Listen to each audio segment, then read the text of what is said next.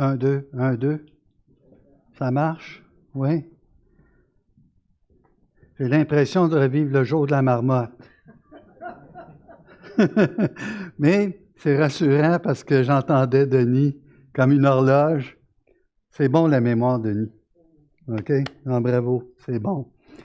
Écoutez, vous allez bénéficier avec moi. Vous avez le privilège d'assister à plusieurs messages différents. Il va être différent du premier. Et que vous êtes gâtés, hein? OK? Alors, sans plus tarder, prenez un bon respect. Ah, je veux remercier. Là, je ne le fais pas parce que c'est poli de le faire. Je l'ai fait, puis je le refais. Merci aux frères en arrière à la console. Merci aux musiciens. Merci à tous ceux qui s'occupent des mesures sanitaires. Puis finalement, si je fais le tour, je vais dire merci à tout le monde.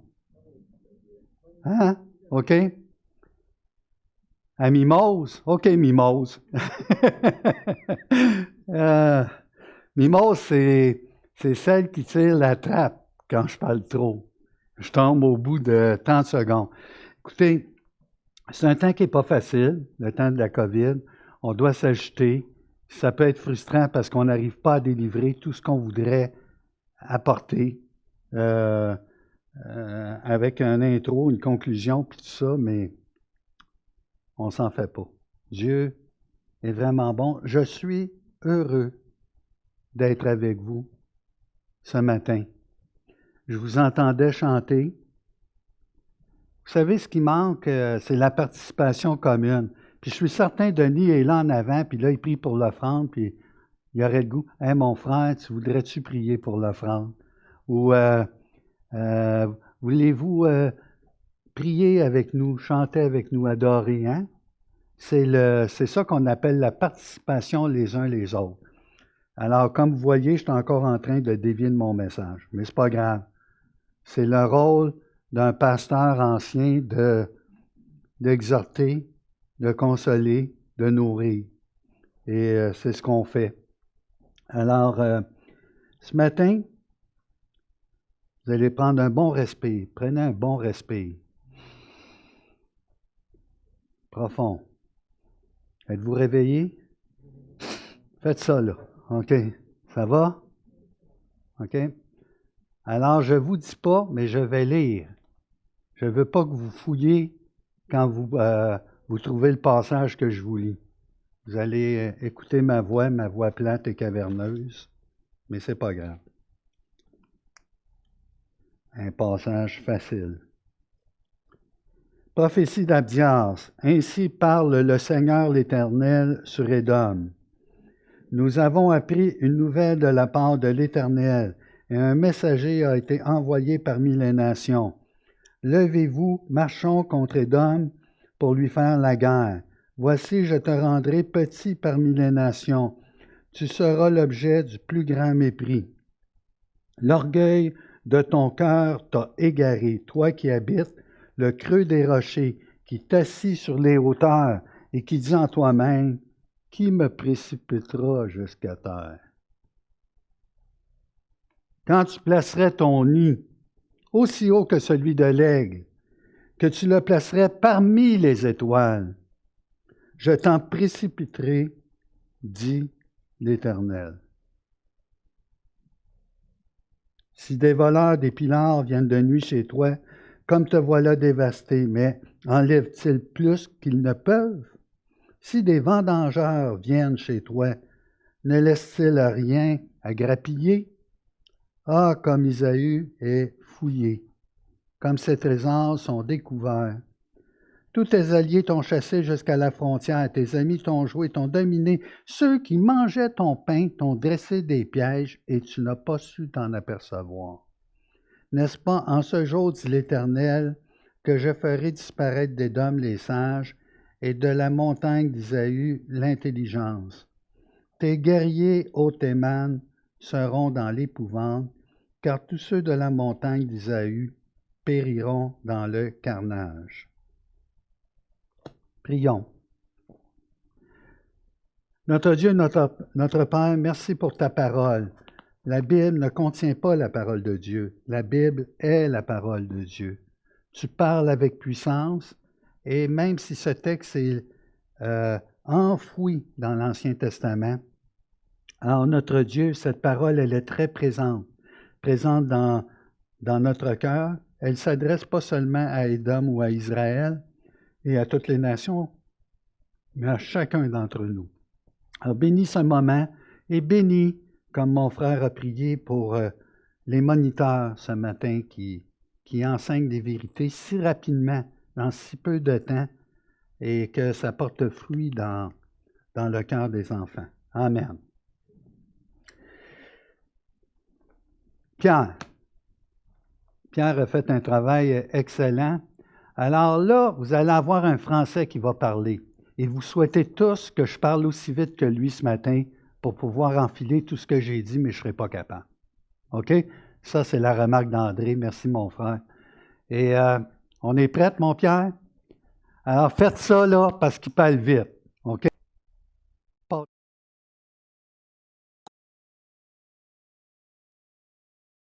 Le livre du prophète Abdias. C'est le livre le plus court de l'Ancien Testament, il ne compte que 21 versets. À première vue, il ne semble pas très prometteur. C'est une série de poèmes annonçant le jugement divin à l'encontre de l'antique peuple d'Édom, une nation voisine d'Israël demeurant de l'autre côté de la mer Morte. Et pourtant, il s'en passe, mais énormément de choses. Commençons déjà par repartir aux origines. Le peuple d'Édom était unique, car leur généalogie rejoignait celle des Israélites. Tous deux appartenaient à la famille d'Abraham, qui avec Sarah a eu un fils, Isaac, qui à son tour a eu avec sa femme Rebecca 2 fils, Jacob et Ésaü. Alors le livre de Genèse a déjà fait le tour de l'histoire de ces 2 frères, et le moins qu'on puisse dire, c'est que leurs relations étaient des plus tendues. Plus tard, ils ont respectivement été renommés Israël et Édom, des noms qui ont évolué en famille, pour ensuite passer à leur postérité et devenir les noms de leurs nations respectives. Et ces familles ont perpétué la même relation tendue qu'avaient leurs ancêtres. Ces énormes tensions entre Israël et Édom ont perduré au cours des siècles, même si ces 2 peuples ont toujours partagé ce lien familial. Un lien qui a été brisé par un acte de trahison à la faveur de la chute tragique de Jérusalem face à Babylone. Quand Israël a été envahi et conquis par Babylone, le peuple d'Édom en a profité pour piller d'autres villes israélites. Ils ont aussi capturé et même tué des réfugiés israélites. Dans d'autres livres prophétiques, Dieu a rendu la monnaie de la pièce aux voisins d'Israël, ayant fait preuve de ce type de violence. Et ici, Abdias fait pareil pour Édom. Ce petit livre se divise en 2 moitiés. La première partie est une série d'accusations contre les leaders d'Édom, et précisément à cause de leur orgueil et leur arrogance, qu'ils justifiaient à 2 niveaux. Littéralement, parce qu'ils vivaient dans les hauteurs du désert, au creux des rochers, mais aussi métaphoriquement, car ils se croyaient vraiment supérieurs aux Israélites. C'est cet orgueil qui a non seulement conduit les Édomites à rester les bras croisés quand Babylone est venue attaquer Jérusalem, mais en plus à prendre une part active dans sa destruction. À travers Abdias, Dieu prévient que le peuple d'Édom sera terrassé de son piédestal et anéanti. Lui aussi sera traité exactement comme il a traité Israël. Et au moment où on s'attend à obtenir plus de détails sur le sort d'Édom, la cible change subitement au verset 15 où on lit la phrase suivante. Le jour du Seigneur est proche contre toutes les nations. Au fait, pourquoi passe-t-on en une fraction de seconde d'Édom à toutes les nations? Ce verset est le point de convergence reliant la première moitié du livre à la seconde, où Abdias annonce le jour du Seigneur, mais pas seulement pour Édom. Il élargit son horizon pour inclure toutes les nations. Et Abdias de préciser que toutes les nations orgueilleuses, agissant comme Édom, devront affronter la justice de Dieu de la même manière. Chacune d'entre elles tombera de son piédestal vers une déchéance assurée. Alors, l'association de ces 2 sections, l'une sur Édom et l'autre sur toutes les nations, explique tout l'intérêt d'Abdias pour ce petit voisin du sud d'Israël. Abdias perçoit l'orgueil et la chute d'Édom comme un miroir, le reflet du processus par lequel Dieu s'en prendra à l'orgueil de toutes les nations en entraînant leur chute par la même occasion. C'est tout sauf une coïncidence si en hébreu, le mot Édom s'écrit avec les mêmes lettres que le mot humanité, ou en hébreu Adam. Dans Abdias, l'ascension et la chute d'Édom est une parabole illustrant la justice de Dieu qui s'abattra le jour du Seigneur sur toutes les nations coupables d'orgueil et de violence. Mais exactement comme avec tous les prophètes, le jugement de Dieu n'est jamais le point final. Pour rappel, revenons précisément sur la conclusion des 2 livres qui précèdent celui d'Abdias, Joël et Amos. Joël avait dressé un portrait de ce qui arriverait après le jour du Seigneur contre toutes les nations. Il a dit que Dieu exécuterait un nouvel acte de rédemption à Jérusalem et que tous ceux qui s'humiliaient et l'invoquaient seraient sauvés. Et dans la conclusion d'Amos, il a précisé une chose. Une fois que le jour du Seigneur aura ôté le mal d'Israël, Dieu rétablira la maison de David et bâtira un nouveau royaume pour Israël qui inclura Édom et toutes les nations lui ayant fait allégeance. Ainsi, le livre d'Abdias a été placé juste après celui de Joël et d'Amos pour étendre les promesses liées à l'espérance du royaume de Dieu à toutes les nations. Ce qui permet au livre de conclure avec un avenir très prometteur. Dieu promet de restaurer son royaume sur la Nouvelle Jérusalem qu'il va repeupler avec les fidèles rescapés de son peuple. Et à partir de là, le royaume de Dieu pourra s'élargir pour intégrer tout le territoire et toutes les nations environnantes d'Israël. Au final, ce tout petit livre contribue à élargir le spectre de la justice et de la fidélité de Dieu que nous saisissons de mieux en mieux à travers les livres des prophètes. Le très vieil orgueil et la trahison du peuple d'Édom servent de miroir à la condition humaine, à travers ces moyens par lesquels nous nous trahissons et nous nous blessons mutuellement dans le bon monde de Dieu. Mais il reste toujours de l'espoir, selon Abdias. La chute d'Édom renvoie au jour où Dieu ôtera le mal de notre monde, tout en établissant son royaume de paix réparatrice sur toutes les nations. Voilà ce dont il est question dans le livre d'Abdias.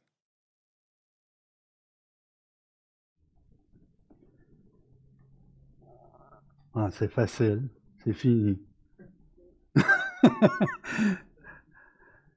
Alors, un petit livre, le plus petit livre de l'Ancien Testament. Et là, c'est comme si vous aviez lu une Bible d'études. Alors, j'encourage tout le monde à avoir une Bible d'études à la maison. C'est un investissement pour le royaume des cieux et pour apprendre à vos enfants. Et oui, mais une Bible d'études, Pierre, c'est des commentaires d'hommes. Oui, puis des commentaires d'hommes, ça veut dire qu'ils peuvent se tromper, oui. Puis moi, en avant, quand je vous parle, est-ce que je peux me tromper? Donc, par le Saint-Esprit, vous regardez, puis à travers les années, j'ai ce que Dieu m'a montré, c'est d'avoir une souplesse, une ouverture.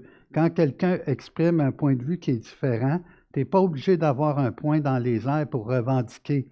Donc, ici, dans la capsule, il y a des choses qui étaient, que je dirais différemment. On parle de la prise de Jérusalem par les Babyloniens qui a lieu en 586. Mais je crois que l'événement a lieu avant, tant qu'à moi, ça c'est mon opinion, sous Joram, aux alentours de 845. Mais comme Isaü a une haine profonde, Isaü, c'est Édom. Donc quand vous allez entendre Isaü, Édom, Séla, la capitale, quand vous allez entendre Théman, une autre ville, mettez ça, c'est le clan d'Édom, d'accord? Vous avez Jacob, vous avez Israël, vous avez la montagne de Sion, vous avez Jérusalem. Ça, c'est le clan d'Israël, de Jacob, OK? Donc, à ce moment-là, vous voyez qu'il y a comme deux postérités. Donc, sans tomber dans les symboles, c'est l'histoire de l'humanité qu'on voit. Un rapport de force entre ceux qui appartiennent au peuple de Dieu et ceux qui ne placent pas leur confiance en Dieu. D'accord? Et ça s'éclaire. Donc, ce matin, je pensais particulièrement à Alice même, mes gens qui ne sont pas habitués avec l'Ancien Testament, j'ai dit, mais quel départ canon avec Abdias! Tu aurais pu commencer par le début, par la Genèse. Non, je commence avec Abdias, le plus petit. Parce que aux yeux de Dieu, sa parole, alors si on avait un livre à enlever de l'Ancien Testament, ça aurait tellement été facile d'enlever Abdias, hein? Ou, hey, enlève-moi donc Cantique des Cantiques. Enlève-moi donc, ce qui finit en hic, Lévitique. OK? C'est une insulte à Dieu. Dieu écrit sa lettre d'amour, la Bible, et ce que je veux vous encourager, c'est à lire. Prenez-vous une Bible d'études. Tu lis à peine, tu ne sais pas écrire, tu apprends. Alors, je vais prendre un temps avec Donna à chaque semaine, j'essaie. On y va un verset, deux versets à la fois, puis on est béni dans ce que Dieu nous donne. Vous comprenez? Prenez le temps, vous avez la lettre d'amour de votre Dieu. C'est tellement formidable, les histoires, et pas les histoires dans le sens, c'est des histoires, c'est des fables. Non, non, c'est réel. OK? Savez-vous que vous venez soit de Sem, Cham ou Japheth? Savez-vous que votre ancêtre, c'est Noé? Oh non, non, hey, c'est des histoires bibliques. Non, c'est vrai. Puis Adam, vous avez vu les lettres? Humanité. Édom, Adam. Ah, des petits détails. Hey Pierre, on ne s'enfargera pas d'un détail. Oh, moi, je ne m'enfargerai pas là-dedans. Je vois la grandeur de mon Dieu là-dedans. N'est-ce pas? OK? Alors, vous allez prendre Abdias maintenant. Fouillez dans votre Bible. Abdias, c'est pas dur. C'est après quoi? Osée, Joël, Amos. OK? Abdias, Jonas, Michée. OK? Donc, allez-y, prenez vos Bibles, vous fouillez à travers les gorges profondes pour trouver une page seulement, 21 versets. Alors, là, vous vous dites, qu'est-ce qu'Abdias a à faire avec ma réalité d'aujourd'hui? Qu'est-ce que je peux apprendre à partir de ce qu'Abdias nous a écrit? On va commencer par le verset 1. Alors, je vais me centrer sur le texte. D'accord? Prophétie d'Abdias. Ainsi parle le Seigneur l'Éternel. Quand cette phrase-là est là, ainsi parle le Seigneur l'Éternel, c'est comme si on entendait Jésus dire, en vérité, je te le dis. Donc, c'est solennel. Est-ce que cette parole-là est plus inspirée? Non, elle est inspirée au même titre que tous les autres, mais c'est solennel. Alors, il ne faut pas s'imaginer que les paroles rouges, quand Jésus parle dans une Bible, alors vous avez certaines Bibles où le discours de Jésus est écrit en rouge, que c'est plus inspiré. Toute la Bible est inspirée, soufflée. D'accord? Alors, ainsi parle. Nous avons appris une nouvelle de la part de l'Éternel. Le nous ici, c'est probablement plus à Israël. D'accord? Parce qu'Israël a besoin d'être consolé après avoir été pillé. D'accord? Après avoir été partiellement détruite, ses rois amenés à l'étranger. Et là, vous avez vu que c'était les Babyloniens, mais ça s'est produit avant sous Joram. Puis quand ça se produit encore chez plus tard avec les Babyloniens, c'est comme dans ta famille, là. Tu parles de ton enfant, puis il ne comprendra jamais. Pourtant, j'avais dit, puis il fait la même chose. OK? Mais ça exprime la haine profonde qui existe entre Isaü et Jacob. Isaü et Jacob, ils sont nés de la même mère puis du même père. Hein? OK? Alors, ils sont nés d'Isaac puis de Rebecca. OK? Donc, une belle grossesse. Avant même que le bébé sorte, ça se bat dans le ventre. Rebecca est obligée d'aller consulter, elle veut consulter l'Éternel. Elle dit, qu'est-ce qui se passe? Qu'est-ce qui va sortir de là? OK? Puis c'est quoi qui sort?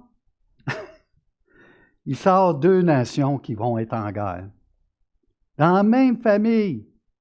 Alors, savez-vous que je taquinais mon Yvan, je pense que ça fait 2 semaines, je disais, savais-tu qu'Isaü avait été circoncis? Ben oui, il fait partie de la famille son père, c'est Isaac. OK? De la même famille.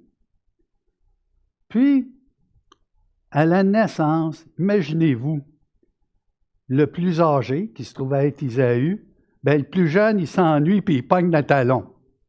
Allez voir Genèse. Une belle histoire à lire un dimanche après-midi, puis vous allez avoir de la difficulté à lâcher l'histoire tellement que c'est captivant. Alors, nous avons appris une nouvelle de la part de l'Éternel et un messager, un ambassadeur, un héros, H-E, accent aigu, R-A-U-L-T. Proclamer. Héros, ça veut dire proclamer, pas héros avec un O puis un S. OK? D'accord? Donc, a été envoyé parmi les nations. Puis les nations, c'est possiblement celles qui entourent Édom, OK? Puis Édom, ben, c'est un petit pays. Vas-y, mon Pierre, c'est le temps de montrer les cartes. On va y aller. Hey, je te tiens réveillé ce matin, hein? Alors, là, vous voyez Édom en gris. Mais en réalité, Édom est un peu plus à la droite, vers Nabathu. Nabathu, puis vous avez les Nabatéens, c'est tous des peuples arabes, d'accord? Mais c'est beaucoup plus du côté sud-est de la mer Morte, un peu plus en dessous de Moab, OK? Donc, c'est un pays qui fait à peu près 200 km de long par à peu près dans sa partie la plus large, peut-être 30-35 km. OK? Sa capitale, ben en fait, c'est celle-là, qui est devenue plus tard Petra. C'est la même chose, ça veut dire pierre, roc, grès. Et regardez les gorges. Alors, voyez-vous que c'était quasiment imprenable, les aqueducs, comment c'est fait. Essayez de prendre une place comme ça. C'est une vraie forteresse. Vas-y, Pierre, continue. Wow! Quand le soleil se couche là-dessus, là, c'est de toute beauté. Ceux qui ont visité, as-tu visité, Christine, ou c'est juste Monique? C'est Monique, hein? Alexandre? Non, hein? Tu te prépares ça un jour? OK. Donc, ce que vous voyez c'est les Nabatéens qui vont par la suite sculpter dans les montagnes. C'est des demeures, là. Tu peux passer la nuit, là, mais on me paierait cher, parce que ça a l'air que c'est pas très, très sanitaire. Mais il y a un hôtel. Hein, Pierre? Tu as pu le voir, hein? C'est géré par les Jordano-Palestiniens actuellement. C'est un territoire assez hot, là, OK? Et là, vous voyez toutes les civilisations. Ça peut être romain, grec, dans l'architecture, médo-perse. Vous voyez des gravures. Continue, Pierre. Voyez-vous que le terrain est accidenté. On appelle ça les monts Séhir. D'accord? Pierre? Ah, ben ça, c'est formidable. Écoute, là. Non, c'est pas... Bon, on a pris quelques photos. On a pris 4-5. Écoutez, je continue. Levez-vous, marchons contre Édom pour lui faire la guerre. Pierre, es-tu sûr que c'est le même Dieu qui est dans le Nouveau Testament? Il l'appelle à faire la guerre.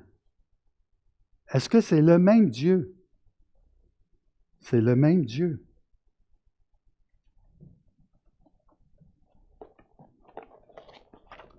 Vous pouvez regarder les versets 2, 3 et 4. Voici, je te rendrai petit parmi les nations, tu seras l'objet du plus grand mépris. Regardez la poésie aussi, les mots grand, petit, mépris.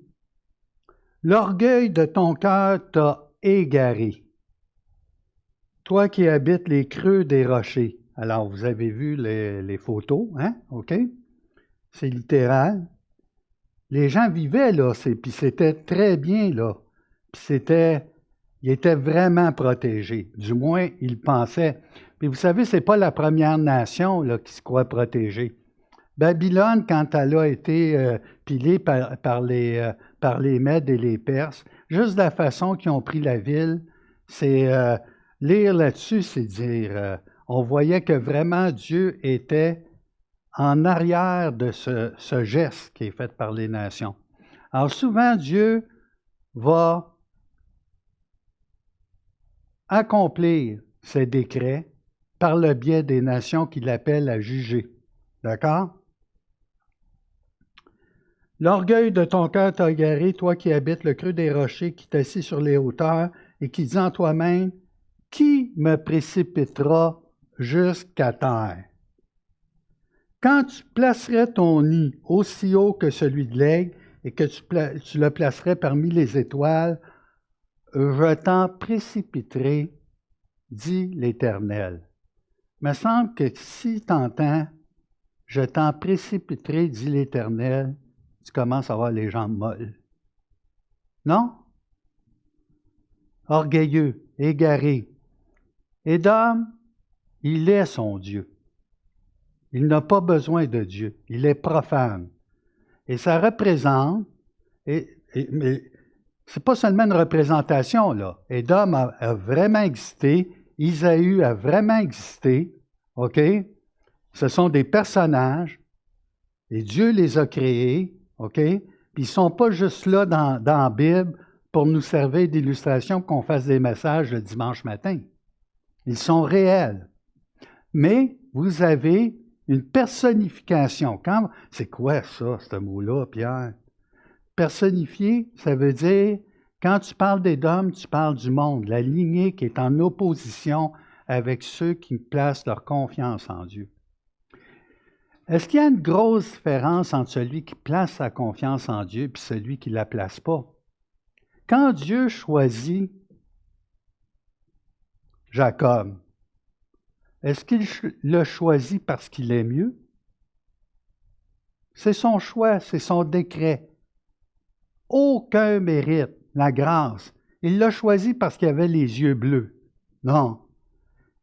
Il n'a pas choisi l'autre parce que son nom, Édom, ça veut dire roux, puis il avait peut-être la peau rouge, puis à la porte de ça, il est prêt à échanger son droit d'aînesse pour un bol de soupe. Ça, c'est dans Genèse.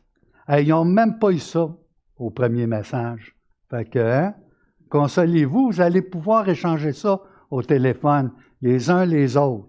OK? Donc, qu'est-ce qui caractérise ce passage-là? L'orgueil?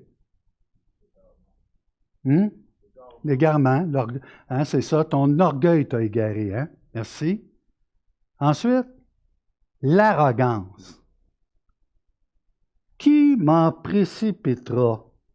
Puis là, on aurait le goût d'intervenir sur l'épaule d'Édom puis dire, Édom, Isaïe, c'est parce que tu t'adresses au Dieu Tout-Puissant, celui qui tient ta vie. Sais-tu à qui tu parles? Hein? C'est quelque chose. Donc, remarquez, petit, mépris, égaré, précipité, humilié, humilité, c'est ce qui devrait nous revêtir. Puis remarquez, grand, orgueil, habite, assis, placerait, hauteur, étoile, nid, aigle. Voyez-vous le vocabulaire? C'est très beau, hein? Faut apprendre à lire un texte. Faut pas... Je sais que pour ceux qui ne sont pas familières avec l'Ancien Testament, on a peur. Le Dieu vengeur, puis c'est des choses, carnage, puis... Mais apprenez, c'est le Dieu qui fait grâce. Parce que dans le fond, vous savez, notre sort, là, c'est qu'on mérite tous la mort. Mais on est gratuitement justifié, même avant la fondation du monde. Dieu savait. C'est ça la grâce. As-tu placé ton espérance et ta relation dans ce Dieu qui peut te sauver? Édom ne l'avait pas fait. Puis Jacob, il a lutté. Il a même lutté avec Dieu plus tard. OK? Puis c'est une lutte de chaque instant de marcher, de se coller auprès de Dieu, de vouloir avoir une relation. OK? Une relation avec Dieu, ce n'est pas bel air direct. Tu n'achètes pas l'assurance du salut. C'est une relation avec lui. Mimos, tu vas te lever bientôt.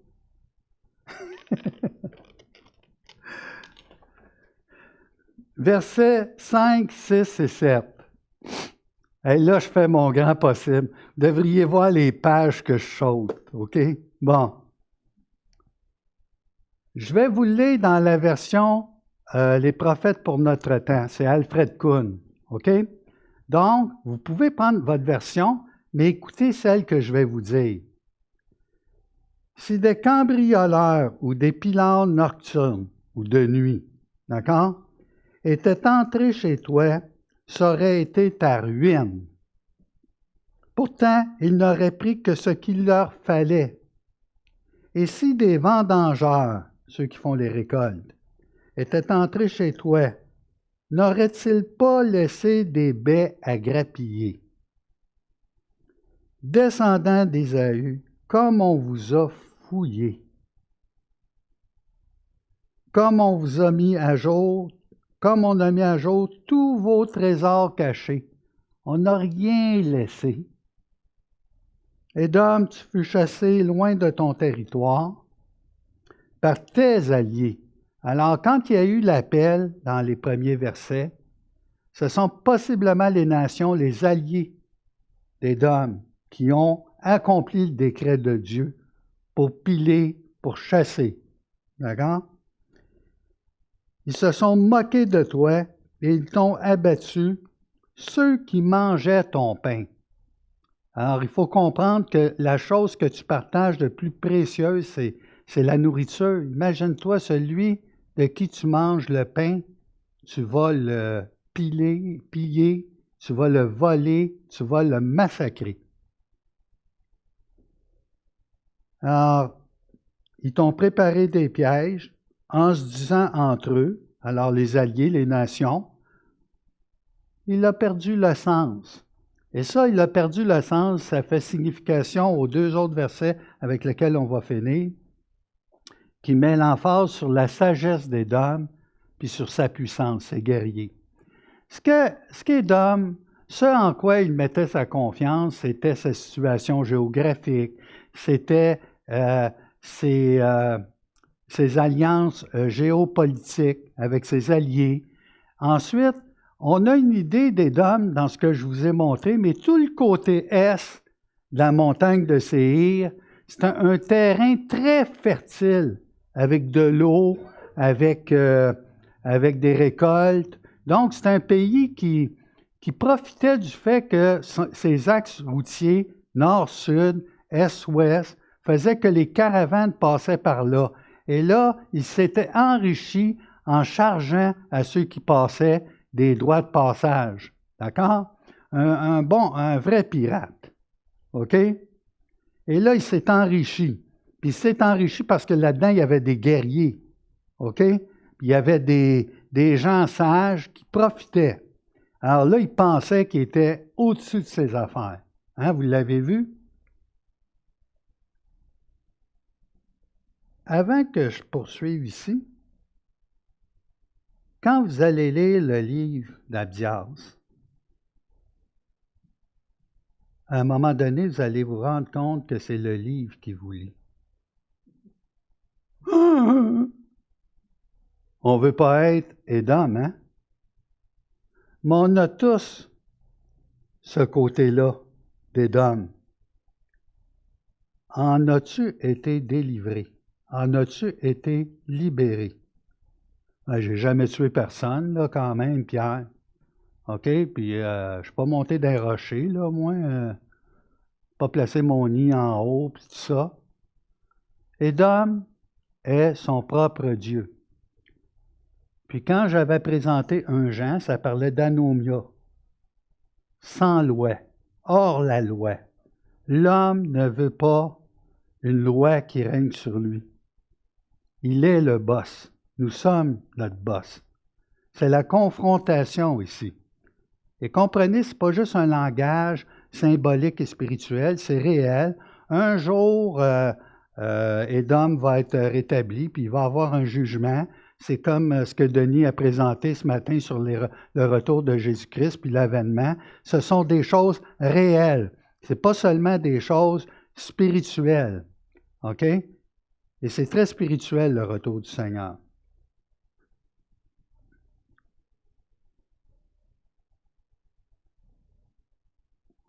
Quand des cambrioleurs entrent chez toi de nuit, même le plus féroce, il ne part pas avec tout. Il n'a pas le temps. Et il manque de place. Les caravanes ne sont pas assez grandes en bas pour attendre tous les trésors qui sont cachés, ils ont été fouillés. OK? Alors, il prend cet exemple-là pour nous faire comprendre que Même le meilleur des cambriolages organisés n'arrivera pas à prendre tout ce que les alliés, tout ce que les ennemis, tout ce que les nations ont pris. Donc, on voit que le décret venait de l'Éternel. Le livre de Ruth. Quand vous avez Ruth, sa belle-fille, alors Noémie, qui va glaner dans les champs. Il y avait une loi dans le Pentateuque qui permettait aussi de laisser des fruits à grappiller pour ceux qui étaient plus pauvres dans les champs, ramasser des baies, puis on voit que la bru de Naomi prend à ce coup un sac, puis Boaz, qu'est-ce qu'il fait Boaz? Il permet à ces vendangeurs, il dit, laissez-les tranquilles, ramassez, OK? Donc, ici, les vendangeurs, ils n'ont rien laissé. Rien laissé. Zéro. Zéro puis une barre. En bon québécois, s'il avait pu partir avec la peinture sur les murs des cavernes, il serait parti avec. C'est assez clair, ça? Hein? Imaginez, là, t'arraches la peinture. Il a dû avoir un ordre de quelqu'un qui te fatigue quand tu es rendu à gratter la peinture et à partir avec, hein?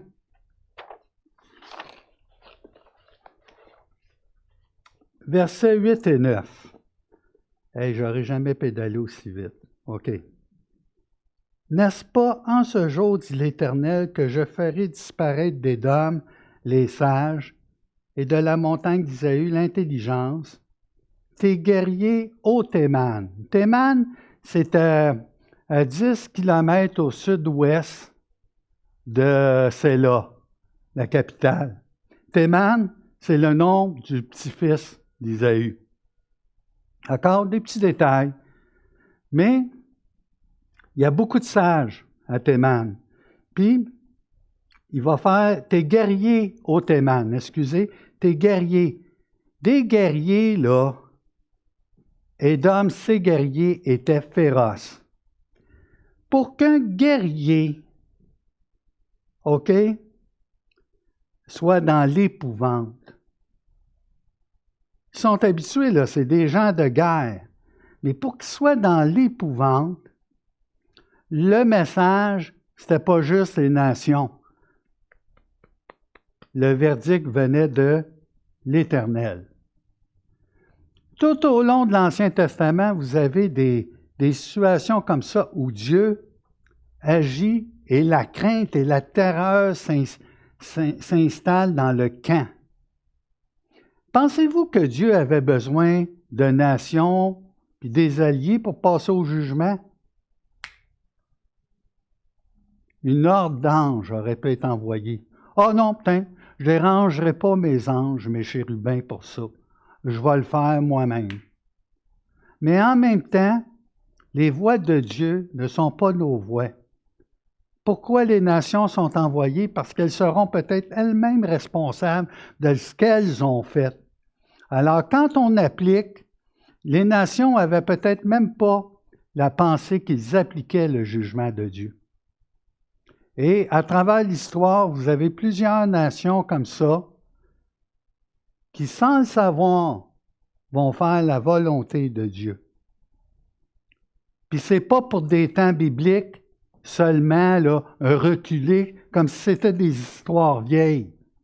OK? Et puis il ne s'agit pas non plus de vous faire peur ce matin, mais notre Dieu agit présentement. Notre Dieu est en contrôle présentement. Rien ne lui échappe. Et il est en action avec des nations. Et on se dirait peut-être, Seigneur, est-ce que je pourrais te poser, je ne comprends pas, OK? Est-ce que le vase conteste avec le potier? Est-ce que mon Dieu est totalement juste et plein d'amour lorsqu'il applique ses décrets?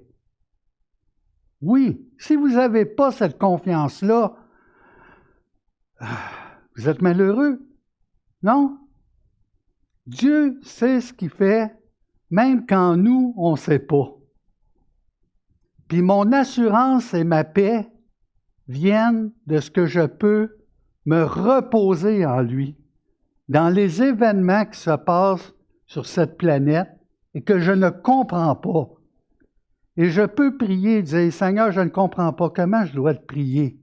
Que ta volonté soit faite sur la terre comme au ciel, hein, Denis? Que ton règne vienne, hein? OK? Voici comment vous devez prier. OK? En ce jour, pour vous faire une histoire bien courte, bien courte. Je termine, je vais vous lire quelque chose. Écoutez, là, c'est pas des blagues, je vous montrais tout ce que je vous lis pas. Fait que ce matin, c'est Alexandre qui riait de moi. Fait que on riait ensemble, hein? Isaïe, c'est l'ancêtre des Édomites. Ah, écoutez, premièrement, si vous allez lire Malachie, c'est écrit en 420-430, vous allez voir que la prophétie concernant Édom s'est réalisée. Allez voir les 6 premiers versets. Puis si vous ne tremblez pas en voyant ça, là, si vous n'avez pas une crainte d'adoration à l'égard de Dieu, il vous manque quelque chose. OK? Malachie, chapitre 1, 1 à 6. Faites l'expérience, vous allez voir. Ah, ça s'est réalisé. OK? Donc, les Nabatéens, les Arabes, ils ont envahi, c'est ça, Édom. C'était probablement des nations connues qui avaient fait des pactes avec Édom, des alliances. Et là, ils ont profité justement, ils ont même dérouté les sages d'Édom. Ils ont même épouvanté les guerriers. Pourquoi? Parce qu'il y avait plus que les Nabatéens puis les Arabes. En arrière, la crainte de l'Éternel les avait saisis. Hein? Puis, les nations ont accompli le décret. Dans une des phrases les plus difficiles qu'on peut trouver, il est dit « J'ai aimé Jacob et j'ai eu de la haine pour Ésaü ». Ça s'appelle, n'ayez pas peur, là, partez pas, un idiome. Un idiome, c'est une figure de langage. Et pour bien lire ces versets, il faut toujours les lire ensemble. Pas dire, il a haï Isaïe. Tu vois-tu, là? Isaïe n'avait rien fait, puis il l'a haï. Explique-moi. Je comprends. Non. C'est le décret de Dieu d'aimer et d'avoir des préférences et de choisir les gens. C'est la notion d'élection. Maintenant, s'il n'a pas choisi Isaïe, est-ce que c'était parce que Isaïe avait les yeux bruns puis il voulait qu'il ait les yeux bleus? Il y a des choses qu'on ne comprend pas et on est totalement dépendant de notre Dieu. Mais je sais que Dieu est juste. Pourquoi ça s'est passé comme ça? Il y a des fois, je n'ai pas la réponse. Isaïe est l'ancêtre des Édomites, ennemis d'Israël. Si Israël a des doutes au sujet de l'amour de Dieu, il y a juste à comparer pour voir comment il a traité Isaïe. Isaïe, quand il était envahi, quand il était détruit, quand il était pilé, il s'est réfugié du côté de l'Idumée, un peu plus à l'ouest. Puis là, il est resté comme nation, Édom n'existait plus. Il restait peut-être 30%. Quand on parle de l'Idumée, faites attention, c'est 30%, ça représente 27 à 30% de la population, c'est des Édomites, égarés puis qui sont sauvés. Ce n'est pas tous des Édomites. OK? Puis, Israël, quand il a été pilé par Joram la première fois, ils sont revenus. Puis quand ils ont été pilés par les Babyloniens, ils ont été capables de revenir. Vous vous rappelez le message d'Agé? Vous allez avoir le message de Malachie. Et pourtant, Dieu n'est pas exempt, Israël n'est pas exempt du châtiment de Dieu. Dieu prend soin de ses enfants. Quand il y a une correction à avoir, il y a une correction à avoir. Mais Dieu, dans ce qu'il a promis, respecte ses promesses. Le rétablissement d'Israël, c'est une chose réelle qui va venir. Mais d'un point de vue spirituel, quand tu regardes la lignée d'Édom et la lignée de Jacob, on voit toute l'histoire humaine et l'histoire de la rédemption. Et vous savez que le salut ici va être sur la montagne de Sion. Et à la montagne de Sion, nous avons eu quoi? La rédemption à Golgotha. Pour chaque chrétien, pour chaque personne dans la salle qui voit sa condition orgueilleuse, est-ce qu'il y a une voie de salut? Oui. Jésus-Christ, le juste, qui a pris le péché du monde. C'est Dieu lui-même qui a pris en lui-même de régler le sort du péché. Donc, dans cette petite histoire, alors le titre que j'avais donné, c'est un message majeur par un prophète mineur. D'accord? Et les 9 versets qu'on vient de lire, alors on fera de 10 à 21 dimanche prochain, si Dieu le veut. Donc, c'est sûr que c'est une introduction très rapide pour quelqu'un qui ne connaît pas l'Ancien Testament. Je vous invite, comme famille, à avoir des Bibles d'études à la maison. On n'est pas toujours d'accord avec les commentaires qui s'y ont faits, mais c'est bon de se frotter, d'entendre un commentaire, de voir, de dire, de se poser la question. Puis ici, dans une histoire qui est merveilleuse, ce que vous avez vu, ça s'appelle Bible Project, le projet Bible. Vous pouvez aller voir Top Chrétien.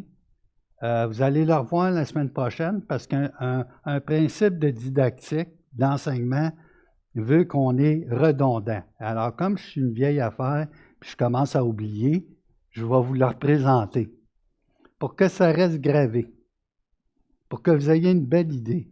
Puis c'est des merveilleuses pages aussi qu'on peut imprimer puis faire colorier nos enfants quand ils sont trop perturbés. Alors, prions.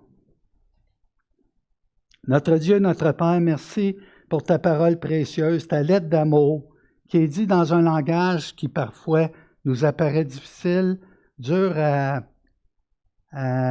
saisir et même à accepter. Notre Dieu, mets la paix dans nos cœurs, cette paix que toi seul tu peux donner. Tu es le Dieu de paix. Et ce Dieu d'éternité, tu es le maître de l'histoire. Tu es celui qui a notre âme en dépôt. Tu nous enveloppes de la justice, de ta justice. Nous sommes enveloppés dans le bien-aimé. Alors Christ en nous et nous en Christ. Quelle joie, Seigneur.